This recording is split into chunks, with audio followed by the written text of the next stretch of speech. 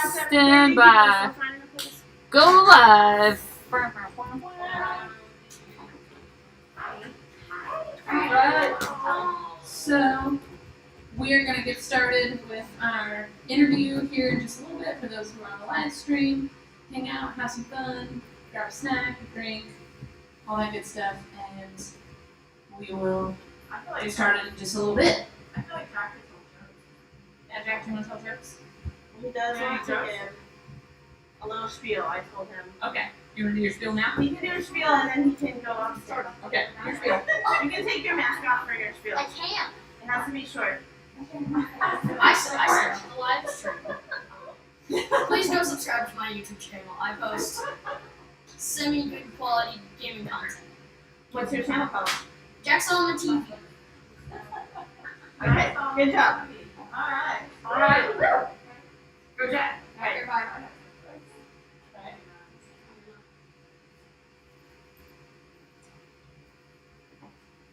He's like, I'm gonna go get some brownies. Take those off my room so I can have an ant infestation. Yeah. And some. But they're not.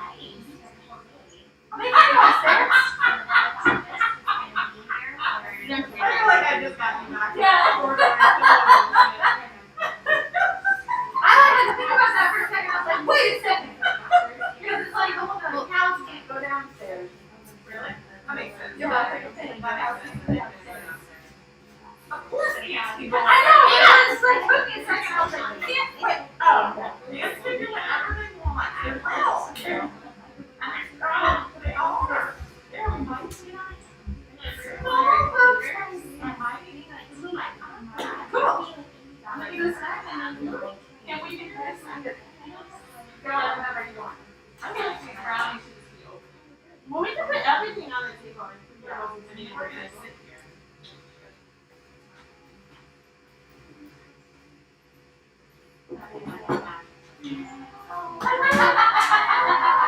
We're cute. So cute. So cute. So wait, or we just remove the triangle out. She's making her form. Bye. Jack's on the chat. Jack's on the chat. Someone said he's back and he wrote back. I refuse to write. Denise. Yes. I didn't even look at the name tag. Who's Denise in the Y? I did that. Alright. Yes, I think over there. People Wine. say that alcohol, beer. Non-alcohol beer, white wine, red wine. Water. Yeah. You want to say a bit about her beer? Yeah, this is actually, I am a. Wait, I should take a picture of you. You put it on Yeah. and get points for this. We'll show you that. Yeah. There you go. Get big beer points. There you go. Um, Let me get the screen in the background so it looks like it's official. yeah. This is official. Most official. Yeah, okay. I'm an ambassador for this non-alcoholic beer brand. Getting on, I've been mostly sober for 4 years. Yeah, 4 years. But they make incredible beer. So if you want a beer, you want to hang over after It really is. it's actually super good. And they have a lot of different styles, but they provided the beer this evening, so give them a shout out. Thanks, Ashley. They like actually sponsored our. No, they're not Austin-based, although they are having a what are they calling it? They're having a pop-up workout bar starting in September. It's like beers and barbells or something clever on that. Starting September 1st for the month of September, they're gonna have a ton of fitness classes, and then you show up to the fitness class, you get free beer afterwards. You want one? I'll grab you one. There's an IPA, and then there's like a golden ale. Which is, if you don't like hops, then it's So curious about it. yeah. Well, we have a bunch more than we could possibly drink. So drink as much as you want. Everybody can get lit on their fake beers. I just want to split. This way. We got just now, we can get more out too. Okay. Yeah, it's like real beer. It's crazy. And there are other things that they're like low calorie. Not that I care about that at all, but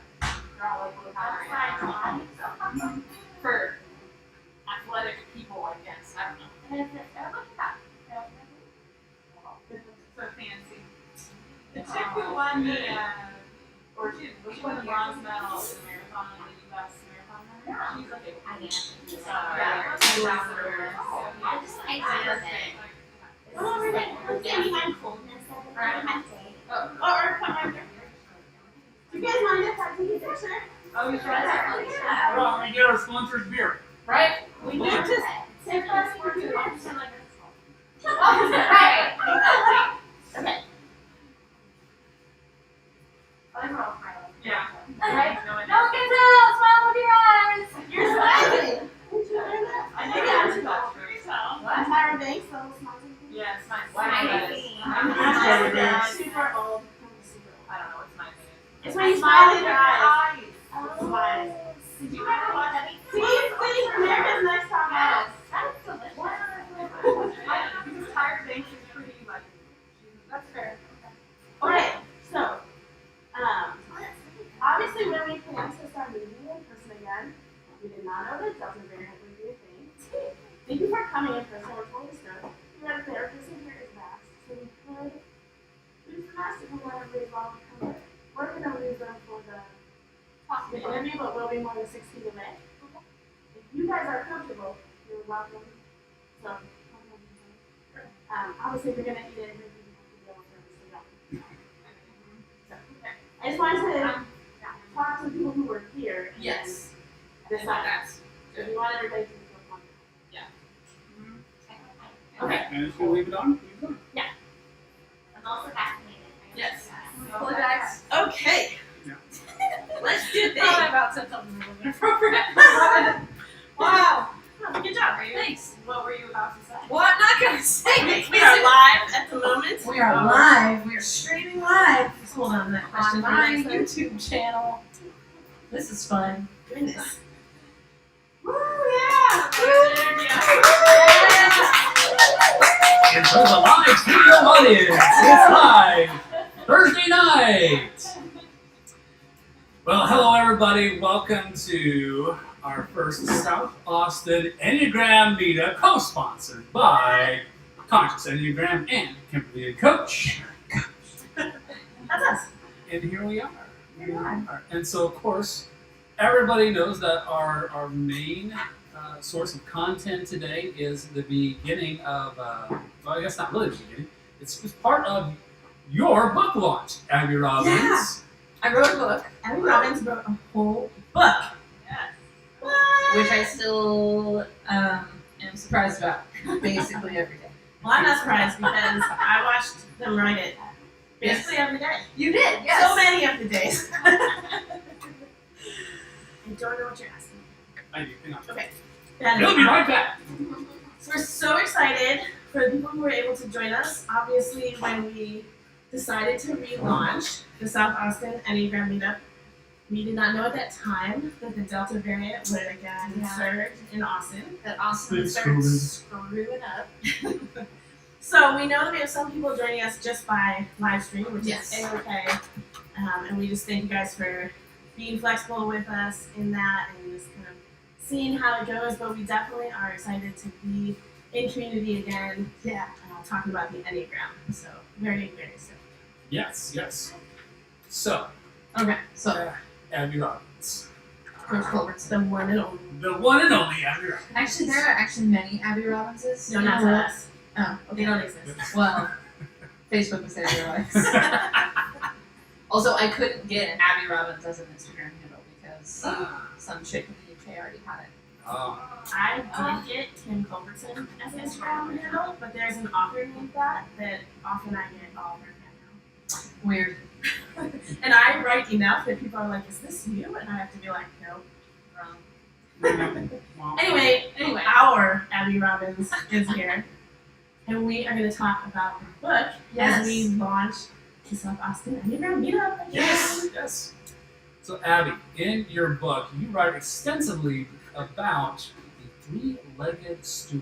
Yes. I was So actually tell wondering us if about these had this. 3 legs, but these have 4. It would have been great. Right. If Nice. but they don't. You But should yeah, have we planned ahead. do what we got.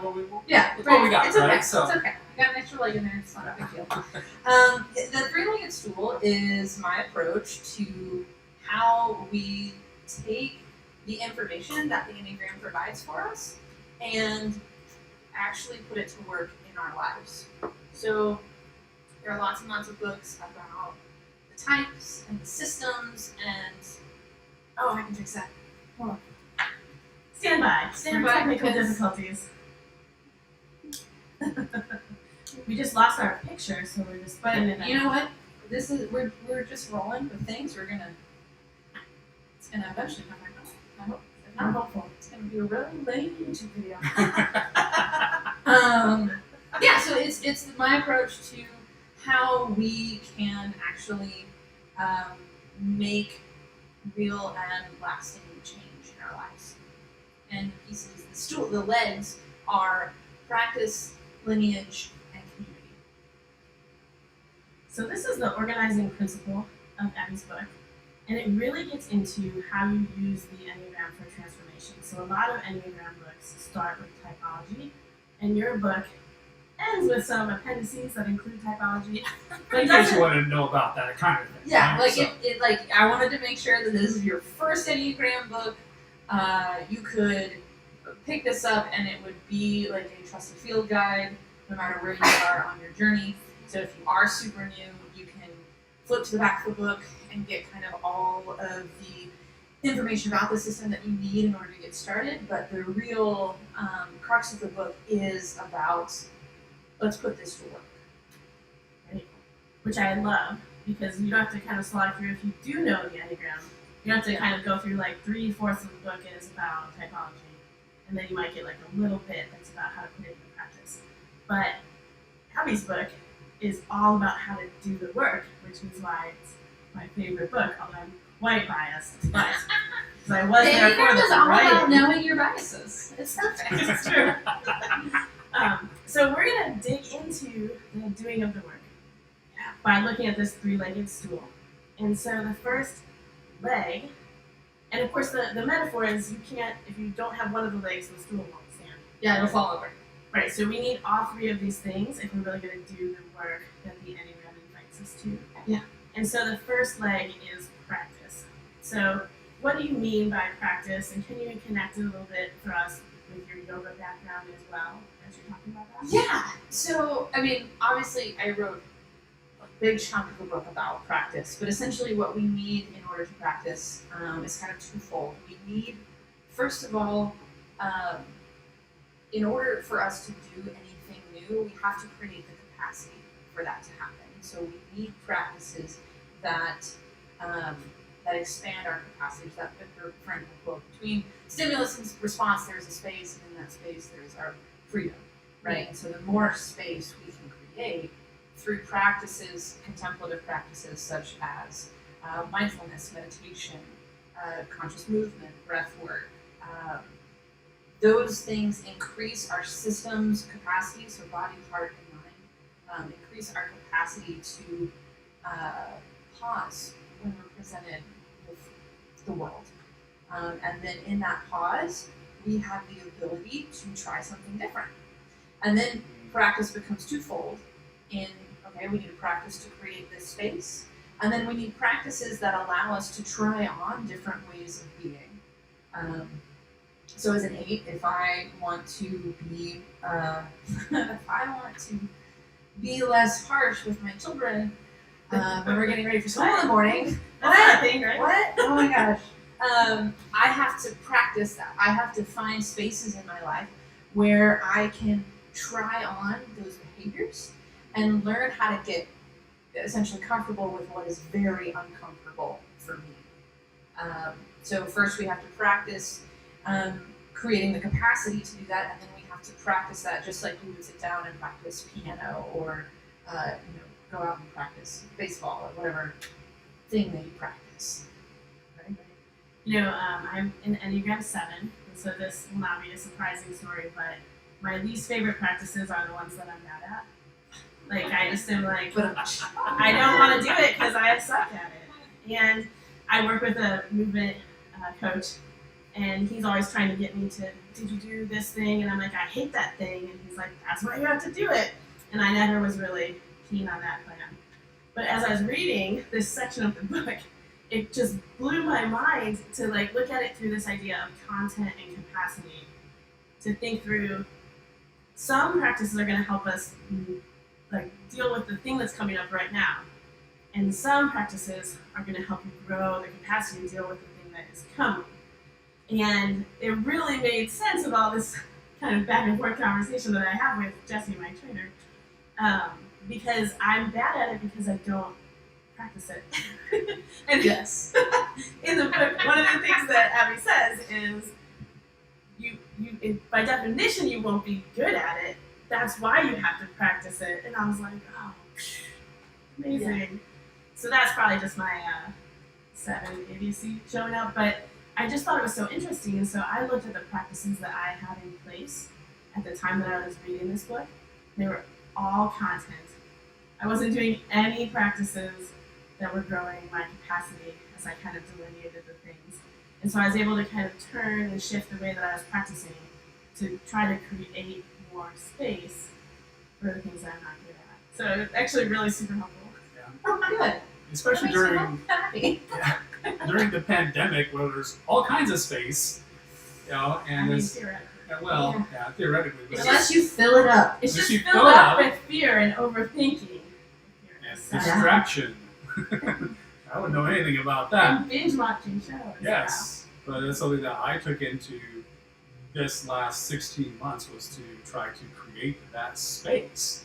Because we had done a podcast interview a long time ago. Like literally almost, it was like weeks before things shut down. Right. It was, yeah. And so I took what you said to heart into the rest of this pandemic era.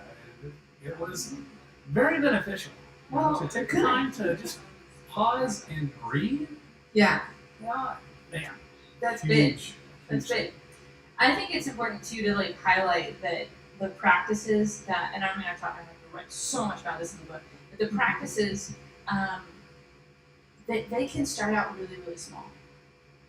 Right. It doesn't need to be that you're going to an hour of yoga every day, or you're gonna, sit cross-legged at the bottom of the mountain, or whatever. It doesn't need to be a big thing. It can be, like you said, as simple as like stopping and taking a breath, like remembering to do that as a practice.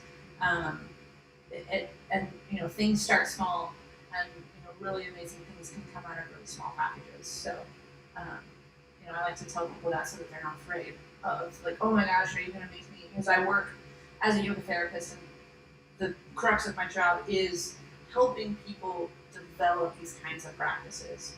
And we always start very small, and people, they're like, oh, for the first session or two, like, is that it? And it's like, yeah, you just do this every day for the next 2 weeks, and if you do that, you get like high 5 yoga therapy gold stars. But it's super small. It's like surprisingly small where you start, and then it can grow from there. Right on. So, as a tech trainer of 20 years, I've been in this industry for a long time. I've had a slew of amazing, fantastic mentors. And so when you start writing about this idea of lineage, immediately I think back to the people who've taught me along the way. Tell us more about your lineage and how that relates and filters down into the Enneagram practices. Yeah, so this idea of lineage, I think, is super important because we're filled with so much information. There's computer over there, my phone's on the table, you might have your phone in your pocket. We have access to all the world's information, literally at any moment. Anything you want to know, except for maybe how to run OBS. But then you have access to time. But then we have access to a 10-year-old who's just standing in the screen off here because I need a snack. He needs a snack. Needs a snack. But the way that we, the thing that most people don't understand is that the way that we take in information changes how we can use it. So, That's good. That's so good. yeah, it's very important. And this is one of the reasons why I don't endorse tests. People are like, what test do I take? And I'm like, none of them. Because you put in answers and you spit out a number, you're only going to interact with that on that level, right? And the Enneagram's inviting us into more.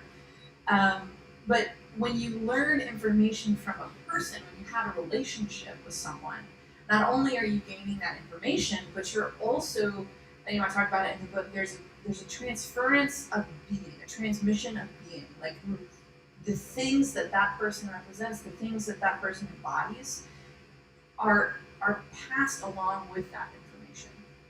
And so when we can look at where we're getting our information and who we're connected to in those ways, we actually can have more respect for what we know. And we can also have a little bit more grounding in, the Enneagram is a beautiful case study because there are so many different teachers with so much conflicting information. That's so true. It's mind-boggling. Like if you're just coming into the system and just coming into the community, you don't know which way is up. Some people say take this test, other people say don't take a test. Some people are like, oh, this is your number, or your number can change, or you have to have a tri-type, or you can be all the numbers. You can be all the numbers, or you're a 6-wing 4, or all of it could be anything, right? You're not. And I know that because I'm going to share with you my lineage that proves how I know this. But essentially, with all this conflicting information, if we don't have a strong understanding of where we're getting our information, it's very easy to be swayed, right? You don't know which way is up unless you have an understanding of where your information comes from. It's another level of understanding your personal perspective, which is so much of what the Enneagram is about. So I have very wonderful mentors here in Austin, and Rick and Leslie Bradstreet, who were trained. They trained with Peter O'Hanrahan, Renee Rosario, Terry Saracino, who all trained under Helen Palmer, who learned it from Kathleen Spieth, who learned it from Naranjo, who got it from Echazo, who got it from Gurdjieff, right? Who is the kind of mystical dude who brought this symbol over to the Western world in the early 1900s, right? And so by being able to trace my lineage, I can see the influences of each one of these people, right? And so I can have that kind of in my back pocket with this information, right? So it's more than just information. It's also, I can see who has touched it, who has changed it, and why, I can also be like, this is why I believe what I believe about this system. This is the information that I'm holding on to, but here's where I got it, right? Here's how it's been shifted and changed by each person who's touched it. And people who learn it from me will, my fingerprints will be on that information as well. And if we don't have a strong understanding of who all has touched the information, then we don't have an understanding of how it's been used or possibly abused. And so it's a way to both give us a real grounding in what we know and give us a perspective, as well as change how we're going to interact with the information. Because the other piece of lineage is that you build a relationship with a mentor who can kind of be somebody who can reflect back to where you're at as you're doing this work. Not only do we need to understand where our information is coming from, but we need to have somebody who can call us on our shit. Yep. We need to have somebody who can say, hey, I think I'm doing this, this, and this, but the whole point of the Enneagram is that we're admitting how unconscious we are. Right. And so we need someone to, tap us on the shoulder and be like, are you sure about that? And sometimes you need somebody who's like, oh no, you're doing a great job when you think that you're totally failing, right? You need someone to give you that outside perspective and reflect back to you in that space, and somebody who's been there, somebody who can guide you through what you're working through, guide you towards where you want to go. Yeah. It's kind of like the old journeyman apprentice model. Exactly. Yes. That in a lot of spaces used to exist really heavily. I grew up in sheet metal work, and so I worked under my father, who was a journeyman. I was his apprentice for a long time. And he figured out that I was not good at that and needed to go to school. But in Enneagram, fortunately, I think that our journeyman teachers, our mentors, can help us through this journey and walk us through. I think that's a beautiful reinstatement of that old institution. I think we need more of it. Not just Enneagram, but across all kinds of verticals. But Enneagram is a beautiful place where it starts again. I think when you come back to the idea that we have all this information that's accessible to us, I think one thing that happens, especially with the internet, is the information becomes divorced from its source. And so you don't necessarily have a sense of the picture, like what is the lineage of this idea? What's the context for this entire idea? What kind of thought went into it? It's just, here's the idea and people are sharing it and you don't know where it came from. And I think in the same way, when that information is being communicated, it's not being communicated with any understanding of your context. Yeah. So like how you communicate the Enneagram, if you communicate it the same way to every person, it's gonna, for some people, be really helpful and for some people be really unhelpful. Yeah. Because of where they are in their story. And I think that's where when you have good teachers and good lineage, you have the ability to interact with ideas and understand how they came to be, and also have those ideas and those teachers interacting with you with some understanding of your story. And I think that can really change the way that you Like the way that I talk to someone, like in my client work, the way that I talk to somebody who's new to the Enneagram is totally different than somebody I've been working with for years and years. The level of familiarity with the system, right? Like you're saying, like somebody who can shift language to meet you where you are is really valuable. And just reading things off the internet doesn't, like a web page is not going to shift itself in order to meet you, right, with your level of understanding. It's like that's not how this works. But an actual human person can see and adjust in the moment to create more space for you. Absolutely. Okay, so those are the first two. The first two, yes. Practice and lineage, and that brings us to our third leg of the stool, which is community. And I wanted to come to it last because here we are, as a part of an intentional community. Yes. And you really draw a differentiation between kind of accidental community and an intentional community. Yes. Can we start by talking about that? Yeah. So I don't call it accidental, I call it circumstantial. Fair. Sorry about that. Well, it is because, and it is kind of an accident, right? But these two styles of community, right? Like, I just have to say that, like, and I talk about it in the book as well, but like, the pandemic totally changed this entire section of the book. Community changed a little bit. Community. The way that we thought about community, like, and so as I was approaching this, I was like, well, we have kind of these circumstantial communities that just sort of happen, but the real meat of the work happens in these intentional communities, and that's what we need to focus on. Then the pandemic happened, and I was like, that's turns out some of those circumstantial communities were pretty important. Extremely important. And I found through my experience in the pandemic that these circumstantial communities were presenting me with my work, and they were providing me a lot of value.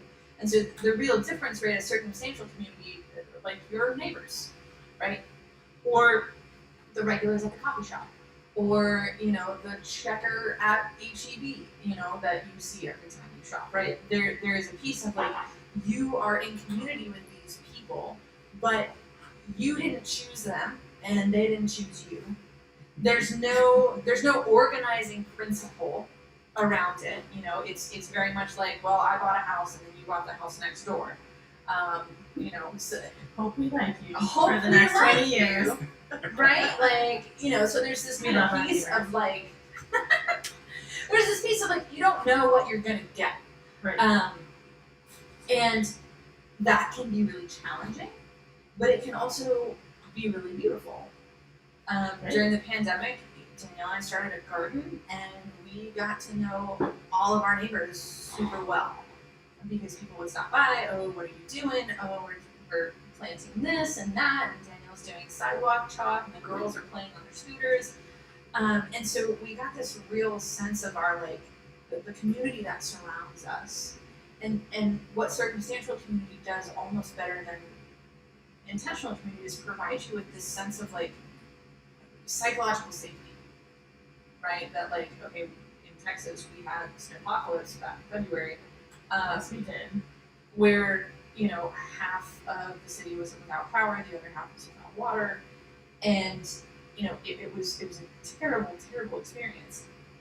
But what we had in our little community in our neighborhood, everyone, I mean, almost everyone knows everyone else.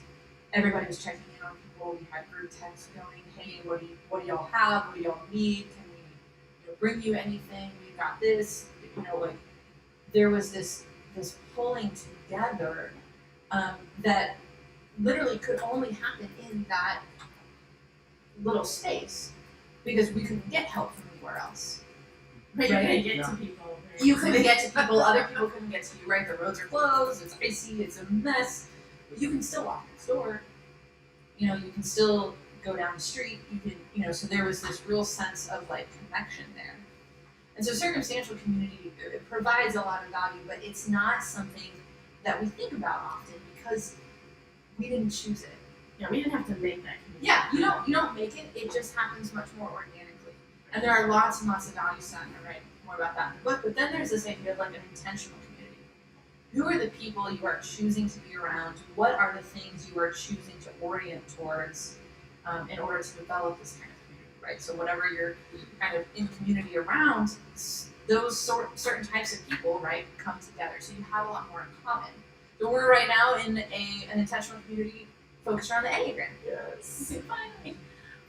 But your weekly kickball game is an intentional community, right? You're coming together for a specific goal and purpose.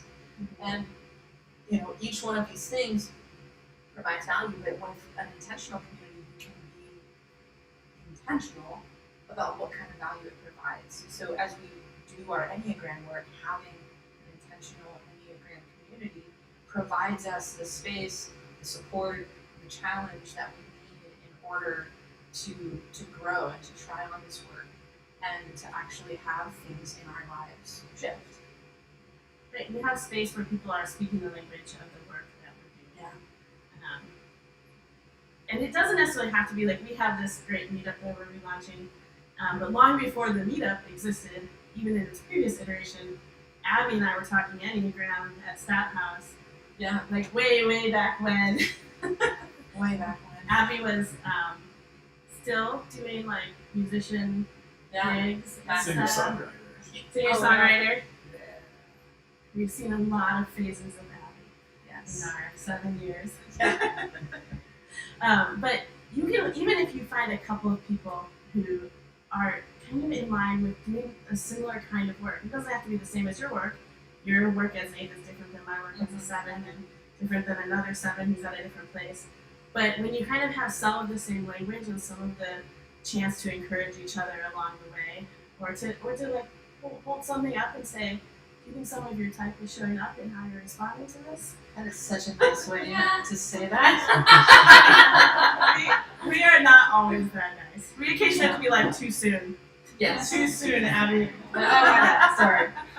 Oh, they've definitely said it to me also. Yes. I think one of our first interactions, I made a comment about 8s and Abby was like, I don't know if we can be friends. I was like, I think I remember this. You called me a steamroller, and I was like, nope. too soon. I can't do this right now. I might have. I don't know. I'm sorry about that. It's okay. I know We're still here. we were in your tiny car on the way to Meetup.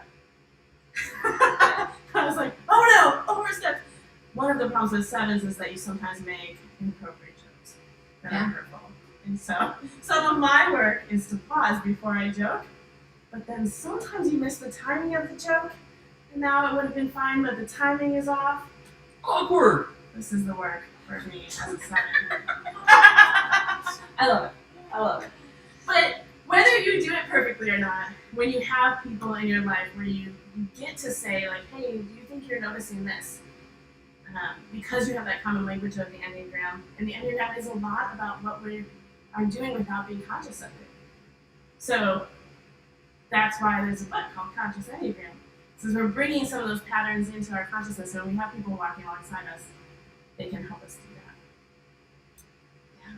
So, my friends, as we bring this on in for a landing, as we bring the stream on in, we're going to be turning off the stream here pretty shortly, but we do want to give a quick shout out to our sponsor We have a sponsor! of the evening. Yes, that's how you know we're legit. Yes. Athletic Brewing, brew without compromise. So they make incredible non-alcoholic beers, and they were kind enough to support our meetup and to support me as I am like an ambassador. I'm wearing a shirt. It's very exciting. Yeah, Danielle and I have been, we say 99% sober for the last 4-ish years now. And I missed the community that I had that focused mostly around beer and coffee at Stout House. And when I stopped, Sometimes it's too late for coffee. yeah, sometimes it's too late for coffee, and sometimes it's beer is too much. And so I want to be able to hang out, and have a good drink, and not feel like crap the next day. And this meets all of those criteria. So I will endorse that it is delicious. Yeah. Actually, I was pretty skeptical. I'm like, this I don't know, but then I tasted like, no, this tastes legit. like It's an legit. actual IPA. So yeah, I endorse this as a life choice. yes, yeah. So, to our streaming audience back home, thank you for tuning in. For our in-house audience, thank you for hanging out with us. We're going to be hanging out. Yeah. And Before we finish the stream, I yes, think we did put into the invitation an opportunity for Q&A. And so I wanted to see if there's any questions for Abby in the room, and we can also check Check on the the stream. chat before we shut down the stream. And then we'll talk Hi, about Beverly. Beverly is on the stream, but she didn't have any questions. But Beverly, if you have any questions, right. we'll see the stream. Thanks for tuning in, Beverly. Glad to see you virtually. Do you guys have any questions for Abby?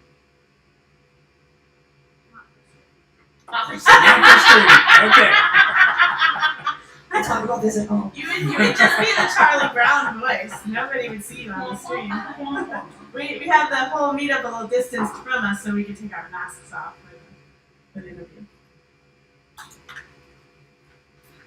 Double checking. Beverly says hello, but she didn't ask a question. All right. Well, We just wanted to give the opportunity Yeah. if people had burning questions about community or But y'all can get the book here.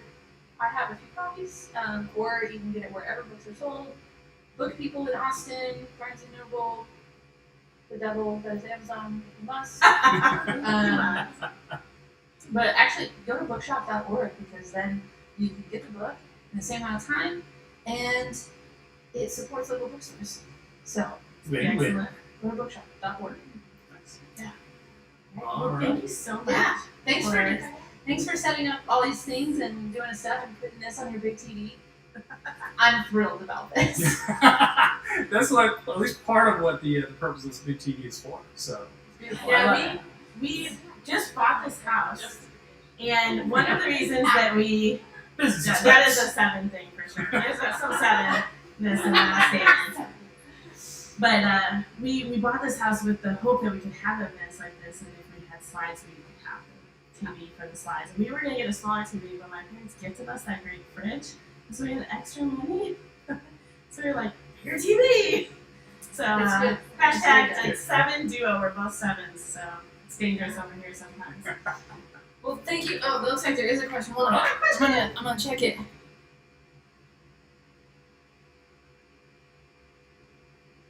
Oh, it is not a question. It's just a statement from Beverly. Beverly, we should talk more about that in person. But now we want to know what it was. Oh, she was having some questions about her type. Right on. Thank you all for We'll being see you here, soon, for being on the Beverly. stream. Yeah. Cool. All right. So that's it for this time around. Thanks for hanging out. We'll see you next time. Cheers. Yeah. Bye. End stream. That's a radio voice in Do you know he was a radio DJ in high school? He also